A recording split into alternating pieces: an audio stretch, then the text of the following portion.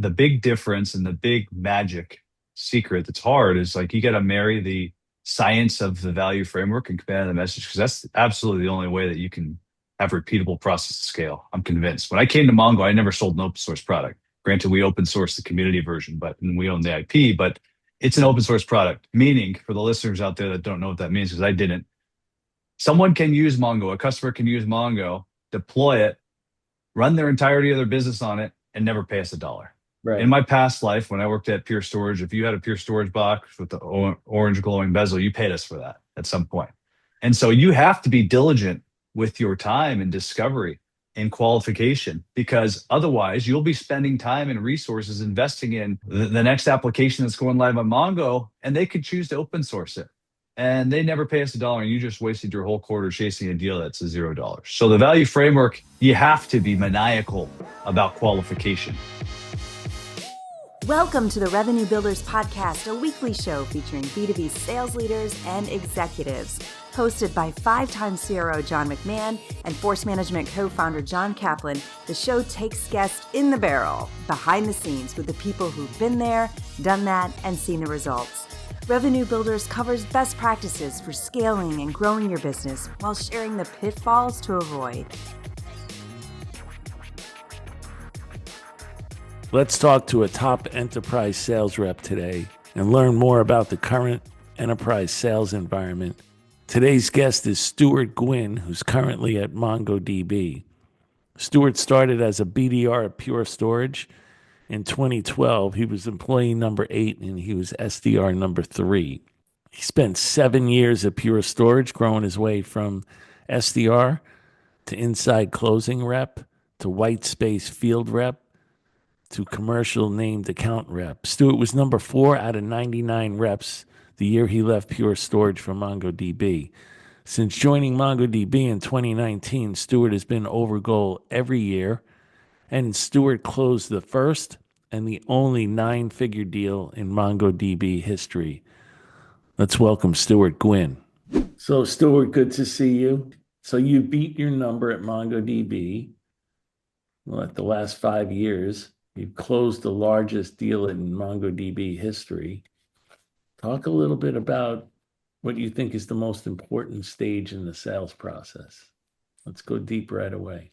You bet. And thanks for having me. I listen a lot to this episode. So as a revenue builder. So, at Mongo, I've been fortunate to learn from a lot of people who've been on your episodes. And to answer your question, I think the most important stage in sales process is discovery. And the reason for that is because if you want to have an educated opinion, if you want to really understand how you can identify pain, attach to that, and what are the PBOs, positive business outcomes you can attach to, or EBs are going to reassign money and actually spend to solve this problem.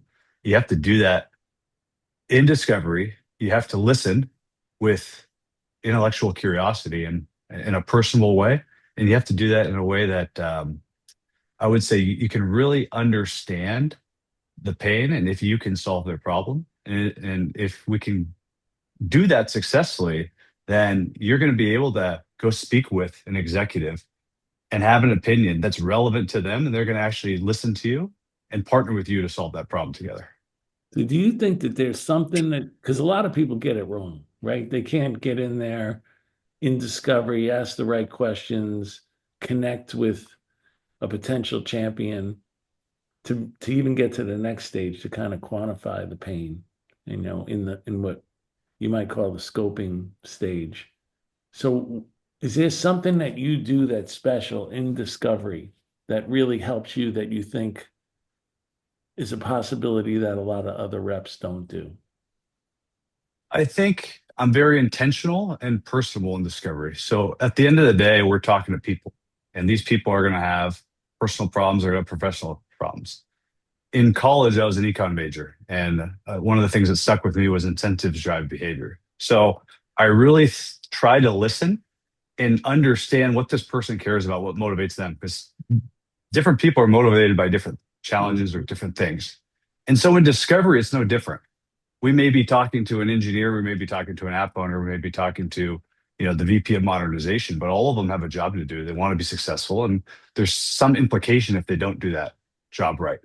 And so in discovery, just really sitting it And I think the biggest two words I like to say is so what? I'll say that probably more than most, but we may be, searching for answers to fill out our discovery capture sheet, as we call it at Mongo. But the good reps really sit in it and really listen and ask the second or third level discovery questions to understand the implication. So if you do nothing, so what? If you're able to achieve this outcome, so what? If we modernize and we move from legacy relational to MongoDB, so what? What implication does that have to the business? And I almost say follow the money. So I covered a large bank for a lot of time here at Mongo, and I like to coach my team and the inside reps who join the team specifically to really look through the lens of intellectual curiosity. Look through the lens of, if you're a client of a bank, everyone is, how is this going to impact you? How am I going to touch the process? What's wrong with it? And if you're able to fix it, what's the benefit to the customers? How is it going to make or save the bank money? Yeah, but what I really hear you doing, because you're sitting in there, like you said, with intellectual curiosity, and you're trying to understand the pain that the customer's in, and you're trying to say, okay, so what? Big deal. You're not really thinking ever, and you haven't said it, thinking about presenting, talking about your solution. What you're doing in the beginning is just sitting in the customer's pain with them. That's the goal. And it's hard to do. I mean, I won't lie. When I joined MongoDB, I joined for a lot of the reasons of what force management was built to teach. And so Mongo has this BDR to CRO program, which we can talk about later, but it's really, they teach the value framework. They teach command and the message the way that I think it should be taught, and the way that helps sellers build a repeatable process from top of the funnel PG to deal execution. But the challenge is it's hard at times. I call it with my friends, I was a McMahon robot. That's a term we use sometimes, John. But we're in there just trying to fill out capture sheets and get on a dashboard of how many NBMs or how many meetings we've had. And it's easy to tense up in the moment and just go through the motions. But if you can really take a step back, and as a sports person, like, the game slows down. And once you go through with enough repetition, enough preparation, the game will slow down, and you can sit there with the client, a customer, and live it with them and really understand the pain they're in and what they're trying to accomplish and why.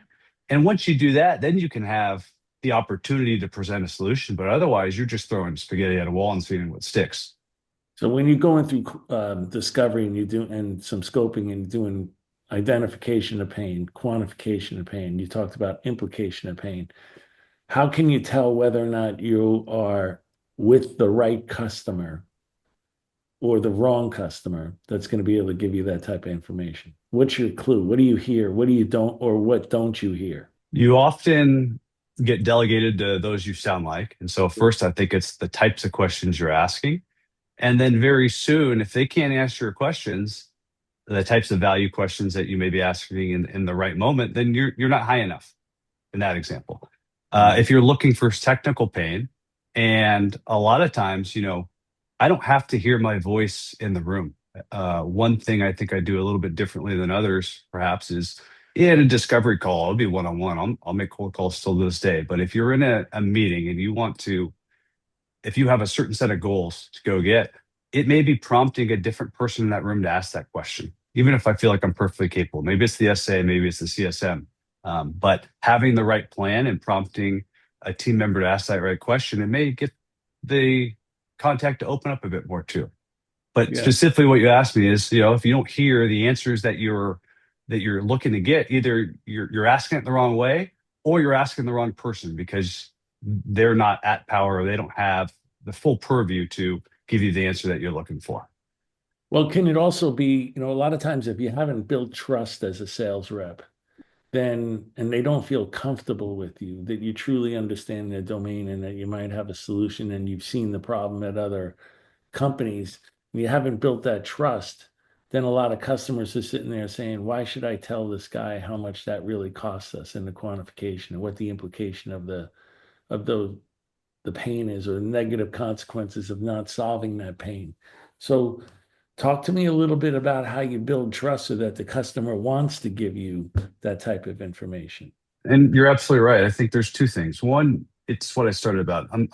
I like to try to be very intentional and personable. Like, these are people buying from people, and I don't think AI will replace that.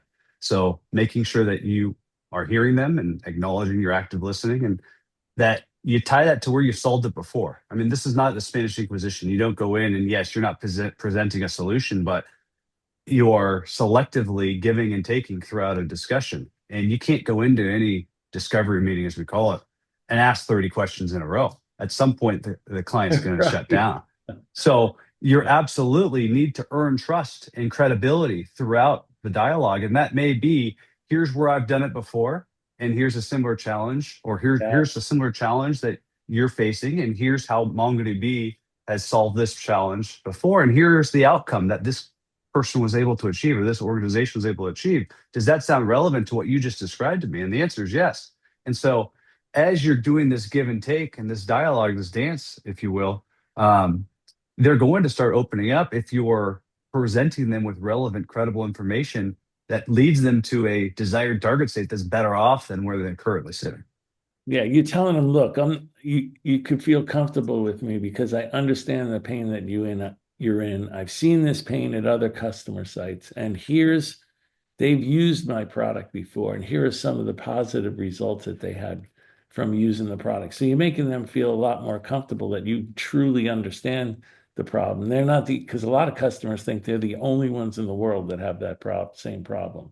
So they're a little reluctant to give out that information unless they understand that you understand their problem and have fixed the same problem at other customers. Talk to us a little bit about the quantification of the pain, because when I talk to a lot of sales reps, they can discover the pain, they can implicate the pain, but they have a really difficult time quantifying the pain. I think a lot of that has to do with it's synonymous almost with champion building, because if you don't have a champion, the saying "no champion, no deal" is absolutely true. And so to quantify pain, you really have to have someone on the client side who is in the boat with you and who's willing to go get information, collaborate with you on information, and almost build that business case, as we would call it. So throughout the journey of identifying the pain and the implication, but then the so what, that's where the so what comes in. And so I'll talk to the target champion often at this point, and we say, okay, so what? And if they can't answer that question, then you're going to have to help lead them to, well, at some point you're going to have to reassign dollars to this, or at some point you're going to have to take this up for approval. And if we can't document together how this is going to solve a problem for your organization that leads to either money saved or money earned or revenue accelerated time to market, then why are we even going to do anything? We're both wasting our time. And in that line of questioning and really asking the question, so what, you're really testing that champion. Are they really a champion, or are they a coach? If they're a coach, they're either not going to have the answer or they're not willing to go get that answer. And if they're a champion, they're willing to do it. If they don't have it, they're willing to introduce you to the EB. And maybe it's, hey, let's go have a meeting with my boss because they have that answer, and together we can document this. And so I think really quantifying the pain is you got to partner with your target champion or champion to get that done. Right. Maybe you almost gave the answer away already, but what are some of the clues or signs or actions that tell you, okay, this person can actually be a champ before they are identified as champion? What are some of the things that you look for and signals that tell you, I think this guy could actually be a champion? I think first you're going to want to understand their incentives, like I mentioned, and you're going to want to build a relationship, and then you're going to want to test them. And so, I mean, not to repeat what I said, but I think it's a flavor of that. And it's really making sure that, are they willing to represent your product in the same way with you in the room as if you're not in the room? And to do that, they have to have some type of personal, professional motivation, because there's no way that they're going to, I mean, the extreme example is put their job on the line. I know that this is going to be such a, hellacious situation. If we don't solve this problem, I'm not willing to work here. And I know that I'm so convinced that in this scenario, MongoDB can solve that problem, that I'm willing to say, without this isn't going to work. And that's the extreme example. But in everyday life, there's ways that our customers' lives will be better with our technologies because we've proven them, we've done it elsewhere, and they're willing to stand up for that budget or for that prioritization of the project to ensure it gets done, so that them and their team get their time back and they can continue to work on other areas of modernizing the business. You talk about, Stuart, sitting in the moment. It's so hard for sellers to do. It's great advice. Probably one of the best advice I've ever heard is, teach yourself to be patient. Thinking about that famous scene in the movies where the person's saying hold, and you just you want to jump in and say how MongoDB can solve something. What are some of the ways? And you talked about your personality being, you're personable, probably empathetic. How do you get somebody to sit in their own moment of pain without it feeling like you're badgering them? How do you do that? Like, first of all, do you agree with that? Is it hard to hold and stay in a point and just go, customer says, yeah, we got a problem with that. Okay, I got a problem. Got to check in the box. We'll move on to the next problem. How do you go deep with a customer and earn the right to do that? To answer your question, it's definitely hard. And it's also hard to make sure the team does it. Like sometimes there's scenarios where you have your SA or your CSM or your inside rep with you and someone wants to jump in or even product person, right? We may go in with our product team. We're disguising this as a Trojan horse. Here's the product person. We got to do some discovery up front. And we hear something, the product person goes, our product can do that. Here's how we do it. It's on the roadmap. So holding the line is definitely challenging, especially for sales reps too, because we're supposed to be the face of the relationship. We are. And I think there's a few ways that you can do it. I mean, one, the most important thing, and it's almost obvious and cliche, but pipeline builds courage, right? And so when you're desperate for a deal, you're going to attach to everything. You're going to move too quickly. If you have enough pipeline, you have the experience, but you have the courage behind, okay, I don't need every deal, but let's really make sure this is the right fit.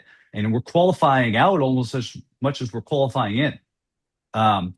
That's really like our time is the most valuable asset. And so if you can sit in that moment with the client and make sure you're slowing down, you're holding the line, and you're asking them the series of questions in a way that doesn't feel like the Inquisition. So like marrying the science of the framework with the art of being personal and intentional and curious, you can get to a point where we say drag them through the glass, right? They have to participate in their own rescue to some degree. And to do that, they have to understand exactly the current state that they're in and maybe perhaps more pain than they think they are. Don't you have to be prepared with a potential, like when you're sitting there, you have to have a high confidence that this problem probably exists with or without you sitting here having this conversation. That gives you confidence.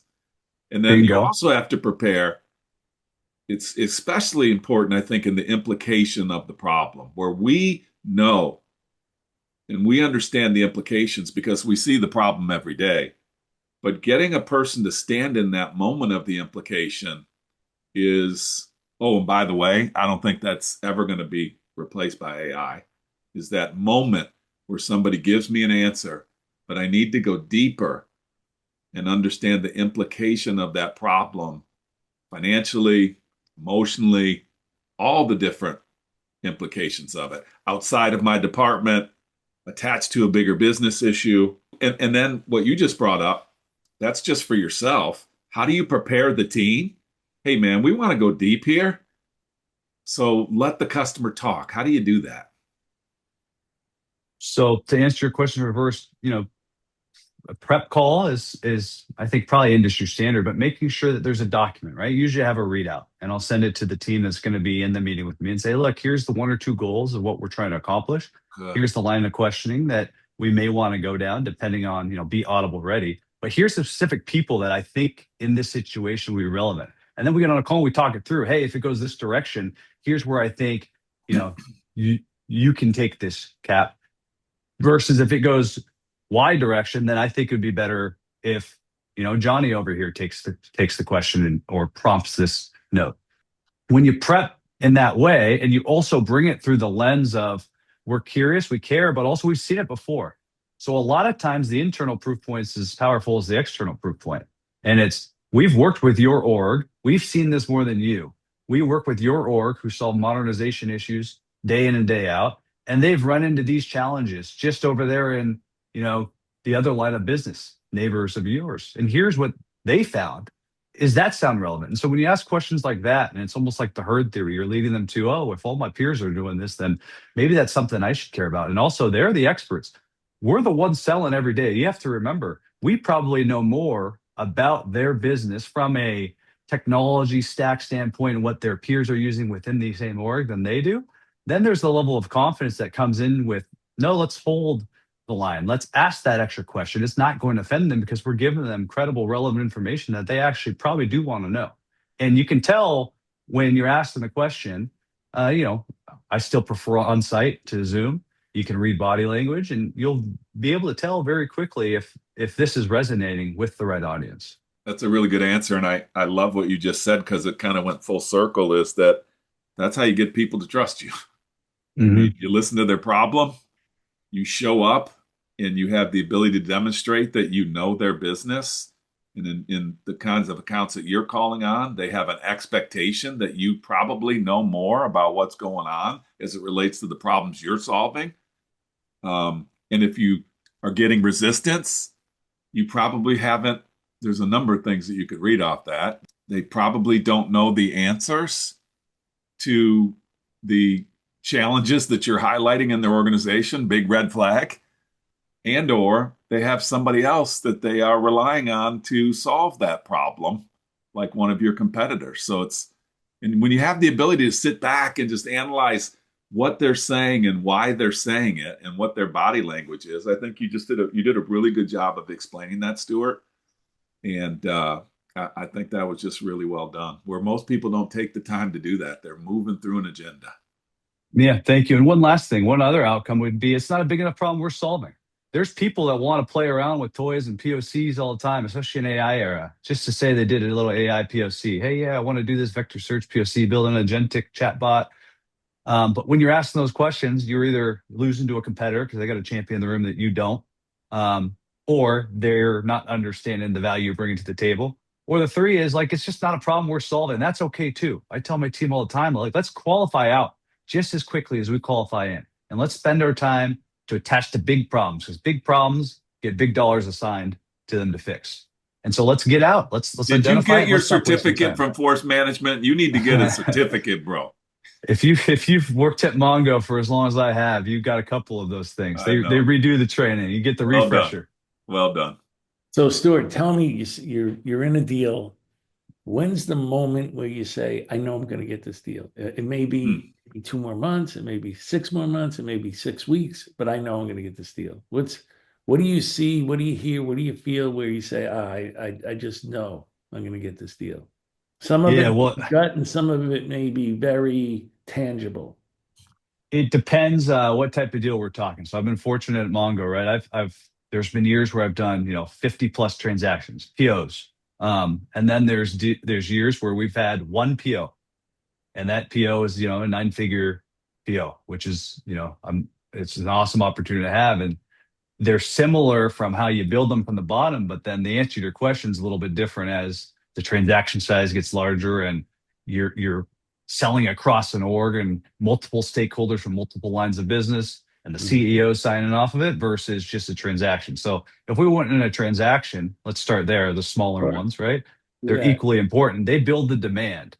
There has to be a demand plan to justify, we call it the BFD, the big effing deal. So you got to have a demand plan to build the big effing deal. And then in the demand plan, you're closing individual transactions.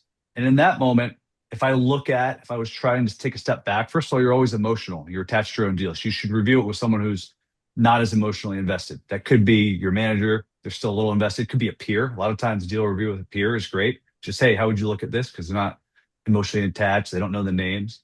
But it boils down to simple 3 whys. So do you have answers to the 3 whys? Why anything? Why now? Why Mongo in our sense? And then do you have a champion?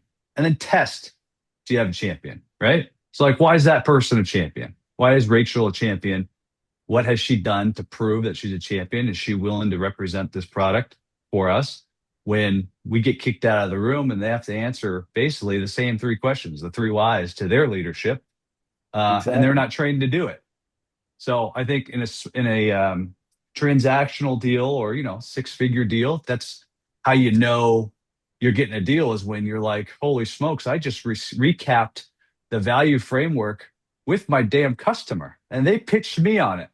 And this person has done deals before, right? So have they gotten this size of deal transacted through through this company before? I'm talking about your customer. I'm not talking about have they done a Mongo deal before, but have they done a software deal that's six figures before? And do they know the buying process? And can they walk you through all that? It's almost like the same things that my leadership asked me, but now we do it with the customer.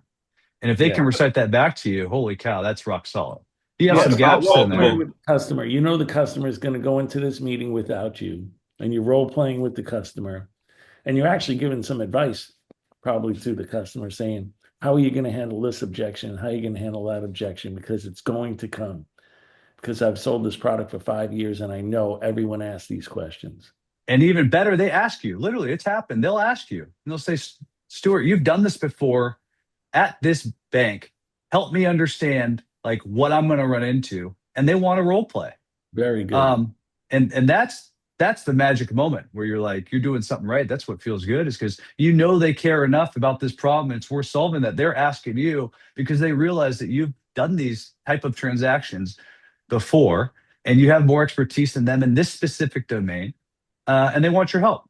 Yeah, there's a lot of times where reps don't prepare a potential champion and the champion takes off on their own and they get shot down, and somebody that could have been a potential champion if they would have role played with them and told them what they're going to run into could have been a real champion, but got shot down and never will try, to push the product again. I've seen what before. What's the reality of the types of selling that you've done that you're doing now for MongoDB? What's the reality of having one champion on a deal, a 9-figure deal?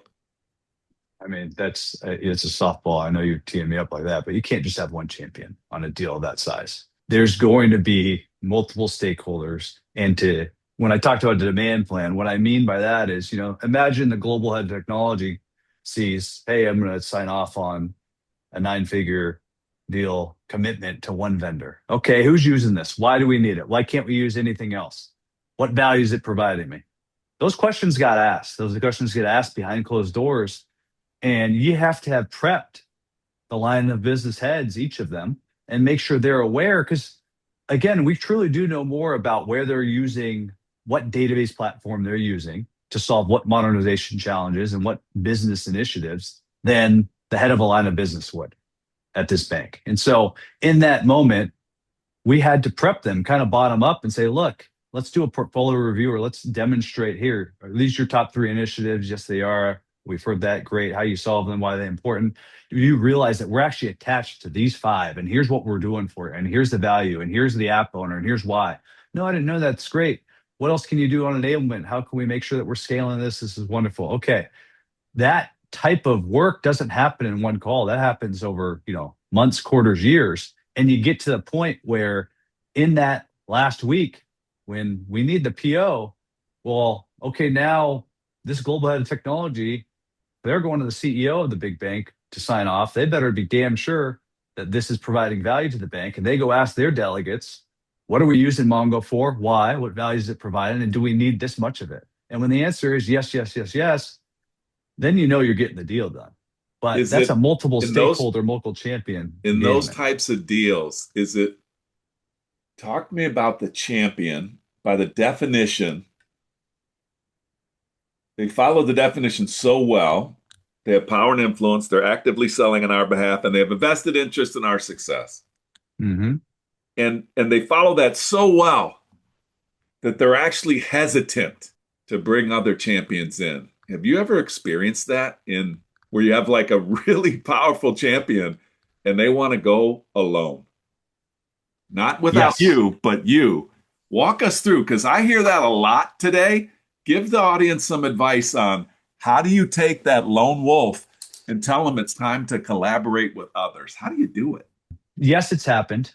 And when it happens, it's a red flag, because that person is probably, for whatever reason, you got to get to the bottom of it. There's either a selfish interest, a self-promotion interest, or they really feel they can get this done and someone else will, detract from the goal.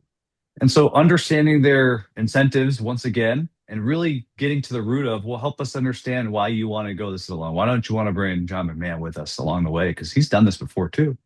And he can help you. And if this problem is really worth solving, don't you want the whole cavalry with you? And I think in that moment, one of two things happens. Either that person's going to realize they haven't done this before, and you're going to show them that you've done it, and that in this scenario, it's going to be helpful to have their peers and colleagues here, because this is exactly how it went 3 years ago. And here's the type of questions that were asked. And we need to make sure that we have these answers, and only this other person that you bring to the table will have those answers. Maybe they convince you they can get it done, and there's a reason why. There's something you're unaware of in the political environment at that account that you shouldn't bring, the suggested executive with you. But more than likely, you're going to get to the point where they realize that this is in their best interest if they really do care about solving the problem, and you're going to prove that like this is going to only benefit their career, their brand within the organization, instead of detract from it. So there's usually some hidden agenda that you're not seeing. Isn't the answer also in the more you tell me I'm not the champion or I need other champions, the more I'm going to resist you? And so we really have to be prepared to ask questions that makes that person answer it themselves, that says, you know what? We probably need to bring some other cavalry with us. Do you have advice on that? Like, do you have advice on that kind of situation? Because I think a lot of people will go, hey, Mr. and Mrs. Customer, you're not following our process.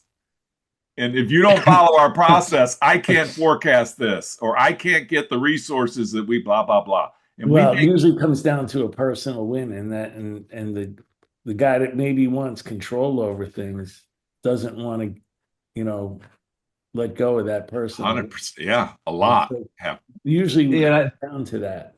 I think that's what I was getting at. There's a hidden agenda. There's some type of personal win they're holding on to. But really, I mean, Cap, you have to speak in the customer's language. I mean, you guys taught that to us. I learned that a long time ago. It can't be about our process. You can't say, hey, I can't go to the next meeting because I didn't cross my NBM gate. No, you speak in their language. You tie it to what they care about. And if you're aligning your behaviors and the suggested actions to what they care about, what they want to solve for, then you're going to get them in the right direction. And if that means bring in, Mr. Customer Executive and their boss, but a lot of times it happens when you're going above them, especially like, hey, no, I want to do it. And if you're trying to get to their boss, no, I'm capable. Don't worry.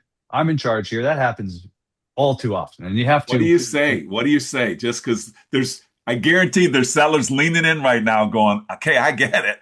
What do I say? In those moments, what I'll typically do is I'll help them understand a lot of what we recited before. To get this type of deal done, it's going to have to go to XYZ person, or it's going to have this approval chain. And have you had a discussion with those people before? And you're going to ask them a question that leads to, you're leading to the water. They're going to say no and say, okay, well, in that moment, this other person has unlocked this for us. Have you talked to them about it? No.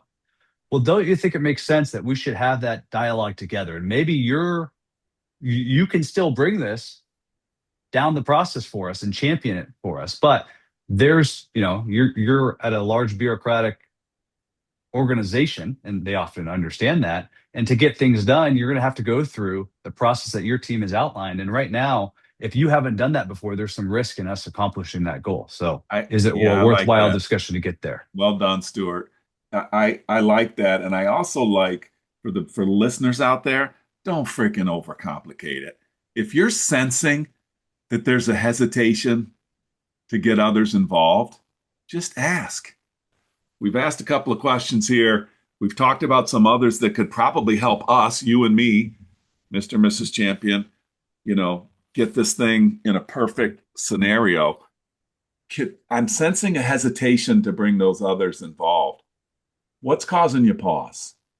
And just like, there's people out there reading books, and they're like, it's called being a human.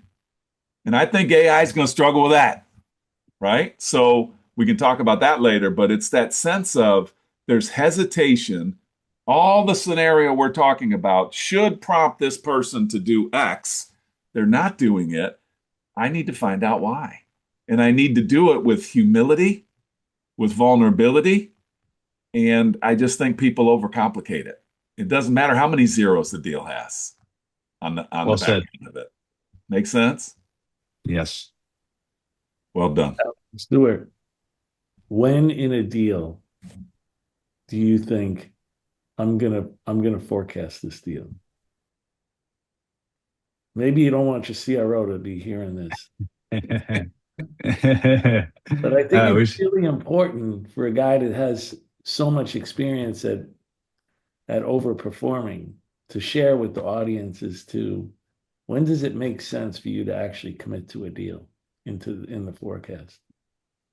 Yeah, and I think the answer is when you have your answers to your three whys, you've identified a champion. Maybe you haven't tested them, but we have gates in the sales process, and we have a gate that leads us from unqualified to qualified. And really, the difference between those two are the answers I just described. Like you've gone in, you've identified pain, and you've validated that the target state and the after scenario drives a positive business outcome that is worth assigning budget to. There's a person that cares about it, that has power and influence. And we know that our solution is differentiated in how we can solve that for them. And so I forecast a deal once I feel like I have a good grasp on those three whys, but not just me, but there's someone on the other side of the fence that's going to fight for it alongside me in their organization and navigate the internal politics and process to get it done with us. That makes sense. Plus, how much time you have left in the quarter and what the paper process is, right? If I need to keep my job, yeah. You don't want to do that with 3 weeks to go and you don't know the paper process. Exactly.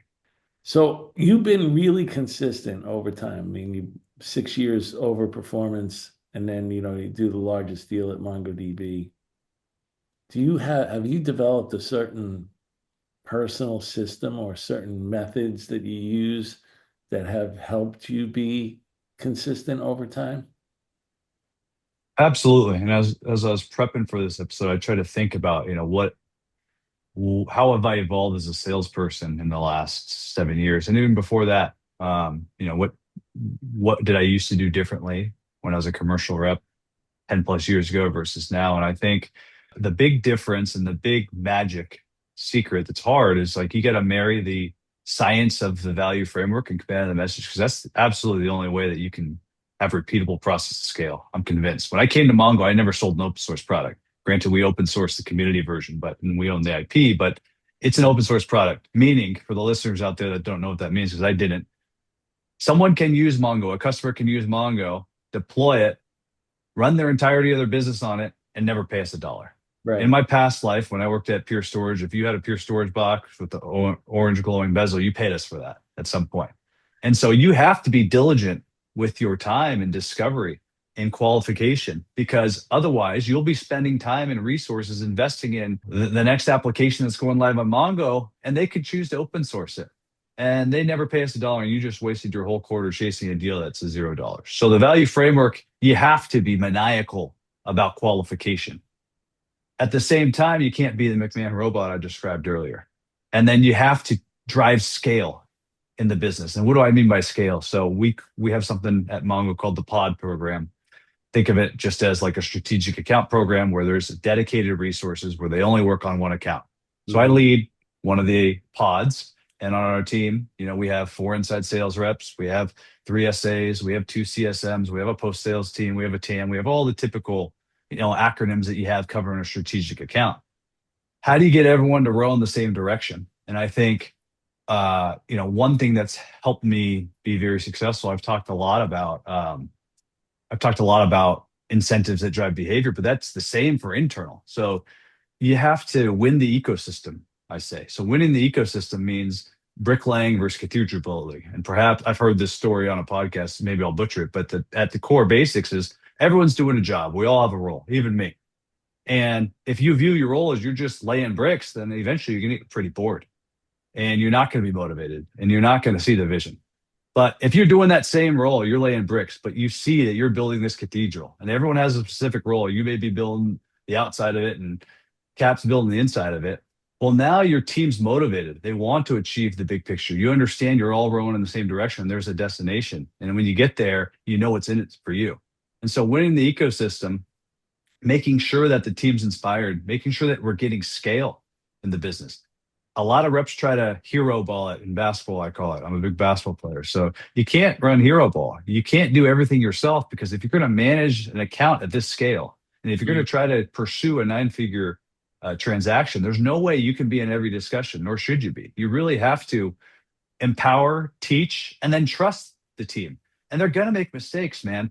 Shoot, I made mistakes. When I was in the field for the first time, my first field meeting, I was so excited. I was outside of inside sales. I go on site. I schedule a 12-to-1 meeting. I don't bring lunch and I don't bring business cards, right? Now, how dumb do I look in front of this customer? And so people are going to make mistakes, but if you're investing time in teaching them, your inside team, for example, and then you're trusting them, when you get to the other side, a quarter, 2, 3 down the road, and you're at this scale, well, now everyone's running. Jack's running 10 meetings a week, and Sam's running 10 meetings a week, and Preston's running 10 meetings a week, and everyone is running at a scale that no way I can do 30 meetings a week by myself. And so what if at first they're doing it 70% as well as you would have done it yourself? 70% is a lot better than 0% if I didn't have time to get there. And so I think the long-winded answer to your question really is, if you win the ecosystem and you invest in the team for scale, you're going to get to a point where there's this force multiplier effect in an account, and there's no way you could have done that by yourself. And I think that's the long-term recipe for success in enterprise selling. That takes multiple years to accomplish a goal of this size. Yeah. And let's go back. You were a commercial rep, and then you made the move to, selling, bigger deals, and then the largest deals. Give some advice, or maybe a better question is, what were the top 2 or 3 things you had to learn to move from mid-market or commercial up to the enterprise when you were selling? Yeah, I did that across 2 companies. So I spent 7 years at Pure Storage. Then I came over to Mongo, and I was born into our enterprise pod program. And then I still had a ton to learn at Mongo. And that was the first time I was introduced to, force management. And the answer to your question is, like, one is, how do you org chart sell? What I mean by org chart sell is, you're no longer in a mid-market account where there's one EB and you got to get to that EB, and if they sign off, you're good. There's different EBs for different types of transactions, for different initiatives. And you have to make sure that you understand, an account plan isn't just like a once a QBR every quarter thing and you get back to the slides and quarter later. You really have to understand who owns, who's the EB in this line of business, who are the influencers, who are the potential champions, who are the champions. And then as you progress through a quarter, who have you gotten to? What information did you learn, and what did you have wrong maybe? And now who are the key stakeholders that you need to get in front of? And over the course of a year, you work towards, color coding this from what I used to have is like yellow and blue as a target. Yellow is warm, and green is, okay, we met with them. I got their cell phone number. I can text them at any moment. How do we get this thing green? And once you get that thing green, then you can start running some plays with it. Okay, we're working on a 9-figure deal. Who can I call to gain into site? Who can I call to try to go influence the EB, or just to understand the lay of the land? And so I think the biggest difference between mid-market and enterprise selling is really just the scale and the breadth of how wide and deep you have to go into an account, because each line of business is bigger than probably that mid-market account that you covered yourself. There's no 1 or 2 people that make the decisions. It's very political, and there's a lot of business relationships that happen even if you have a technical win. Yeah, but what I also heard you say earlier was how much you prepared for these meetings, which you probably didn't do as much. I'm assuming you didn't do as much prep when you were in mid-market as you did when you were in a big strategic account. Absolutely. Prep is key. And I had less meetings. Like, the more senior I got in selling to these enterprise customers, like empowering the team for scale to have them run the discovery meetings and inform me of the output, and then align myself to the execs, the C-level folks in the account. Now, for those types of meetings, you're doing a ton of research. You're doing a ton of role plays. Before every meeting with an exec, I would build the sheet I described to you. What are the 2 to 3 goals? What are the lines of questions I want? I'd go role play it with whoever's in that meeting, or my boss or my SA, and say, hey, look, let's see where this goes. And so that way, when you're in the moment, you're audible ready, as we say, and you can take the conversation in any direction that the customer takes it, but you have to be ready. You have to understand what you can find on LinkedIn, what you can find. A lot of people speak on podcasts like this, and that's part of what allows you to be personable in those moments too, is you can relate to something they really care about and they're passionate about, that they're posting on a platform, perhaps in the social media world, that you can attach to, and that gets them to open up and trust you and build credibility. And then you're also bringing them information.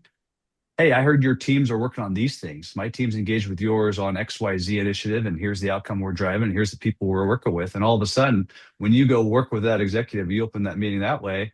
It's Stu and his team are operating on a scale I wasn't aware of. I should probably listen a little bit. Yeah.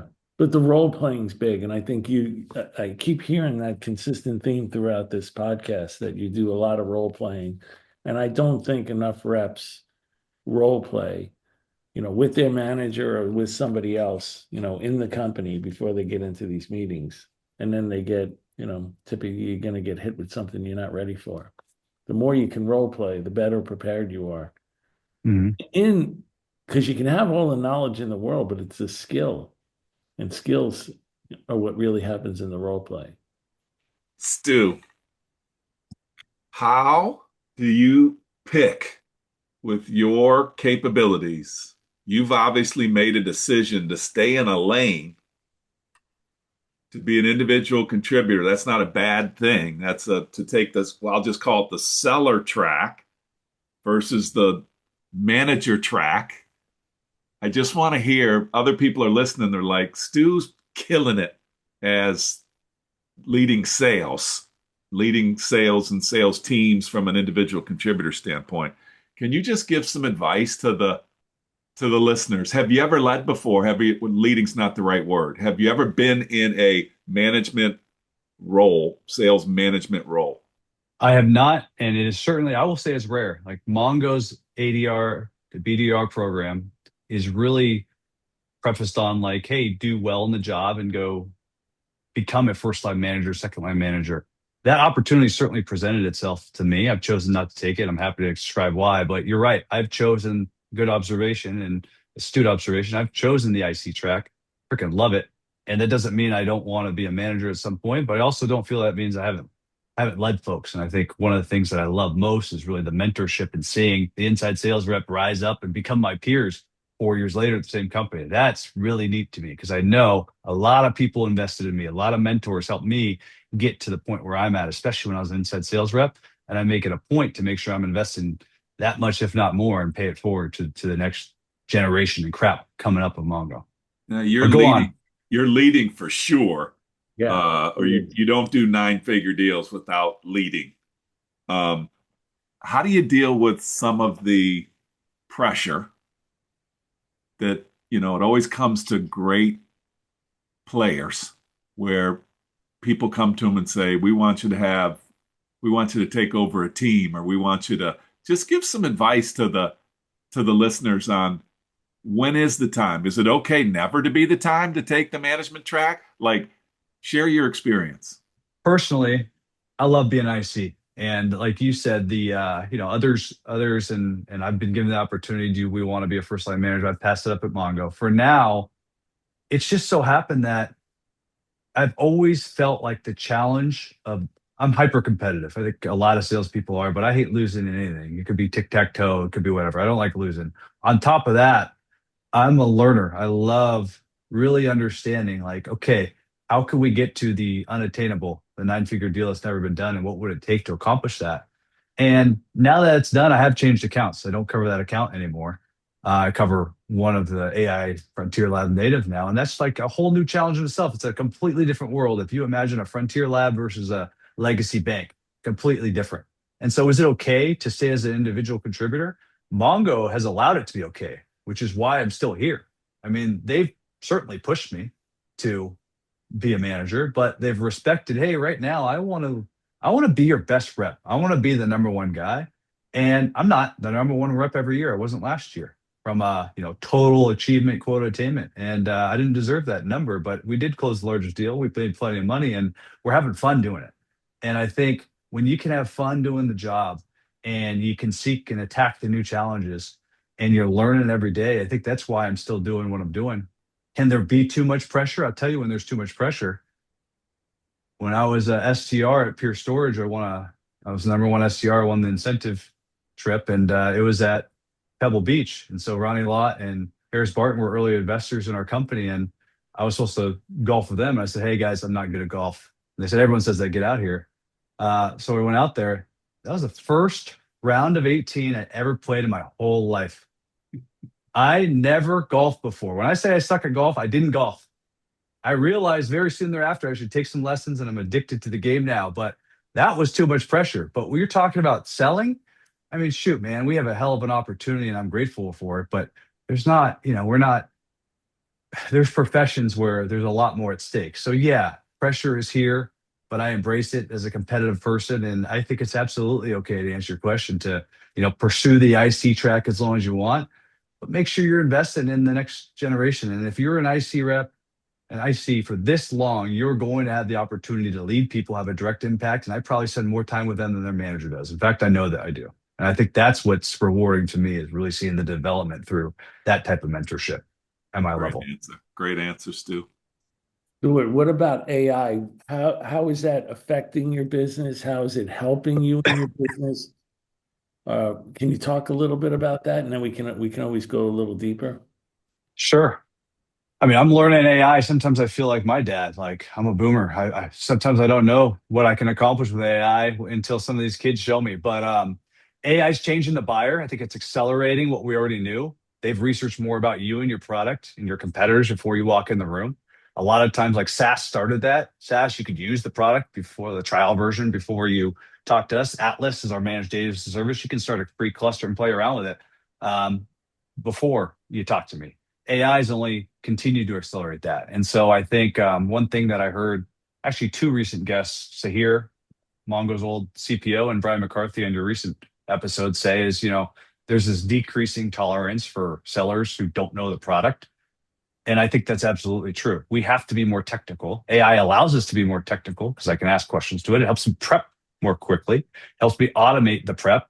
And there's tools that allow us to certainly research accounts better, but also just grab the information that's in our systems and present it to me in a way that if I'm writing a memo, I spoke to our CEO for a prep call earlier today. That used to take me hours to write that memo. And now it's taking me minutes because I have a easier starting point. And do I ever just take that and run with it? No, I augment it. But I think from the customer side, they're better researched. They move more quickly. I mean, some of these frontier labs, you see what they're releasing, whether it's OpenAI or Anthropic, they're releasing things and product cycles are weeks now, not months or quarters. So you got to be on your toes. You got to expect to know more about your product than you do. And then you have to be prepared. And AI can help automate and prepare, allow you to prepare in less time than it used to as well. So that's how I'd answer that question, John. Okay, so I hear that you're doing more. You actually called it auto prep for meetings, I'm assuming, right? Then you're doing research before you go into an account. You're doing research just like the customer's doing on you. And then that meeting prep note that you put out to everyone and all your internal stakeholders, you were also using AI to help you generate that. Those are the three big things I heard you say. Yes. And quite frankly, I think that's table stakes. And I think I'm behind the curve on that. Like one of my big challenges for myself here is how do I lean in to AI? How can I make it do more for me? I mean, if companies are releasing products that are coded by agents and maybe not even developers anymore, then I got to be doing more than that. So that's absolutely how it's helping me today. But I feel like if I'm going to keep up and maintain this, if I want to continue to be a top tier rep in enterprise selling, I have to learn how to embrace AI and use it as a force multiplier to allow myself to scale the way I previously described the team allowed me to scale. Otherwise, there's no doubt I'll fall behind. Why haven't you so far? I don't want to put you on the defensive, but why No, haven't you tried to adopt it, or has someone that's around you in your office, have they done a better job of picking up AI and you can two answers. Yes, there are certainly people who have invested more time and are more intellectually curious than I do. So I need to challenge myself to do that. And the other is like, what does the organization allow? And, as you're rolling these things out, there's security, there's governance, there's compliance. And as a public company, we have to make sure that, you don't just go install Claude Cowork and allow it to take over full write access to your laptop. So Right. there's a balance between what your organization is going to allow versus, just experimenting in personal time with personal data and seeing what the tools are capable of and marrying the two. And I think I'm on that journey, everyone's personal journey down that path. And right now it's half of it has to be, here's how Mongo wants you to embrace AI. Here's the tools, here's what they're used for. But the other half is the same as everything else that's made it successful is what's the intellectual curiosity, and go out on your own and determine what interests you, how this can help you, and have a hypothesis and start trying testing some things out. And I think that's been something that has been a priority for me, and we continue to work through. Awesome, Stuart. I got a question for Stu on, we've talked about, I think, the sellers. This is really, really going to resonate for our sellers. It's really, really going to resonate for companies that think about how to feed people like you. It's going to help companies think about their customers. I want to throw in a little bit of something for the leaders that are listening to this podcast right now. What is some advice that you could give on managing top talent in a company? What are some things they should do more of? And what are some things they should do less of? When they think about like the Stews of the world, what adds a lot of value to you and what doesn't add so much value to you? What adds a lot of value to me is if you can give me time back. And I'm not saying cancel meetings. I want to be a steward of the culture. I do. And there's members who are joining Mongo for the first time, and they deserve to sit in the same team meeting as me and hear how I'm doing things, similar to how I'm describing this podcast. So what I'm not suggesting is get me out of the team meetings. Because when I was new, I remember the senior reps investing time. Hey, Stuart, you want to sit on this call? You want to go on this meeting with me? That was invaluable. What I do think I mean is we're becoming a bigger company and everyone hits this to different scale. But when I started, we had 600 employees at Mongo. We're at 6,000 now.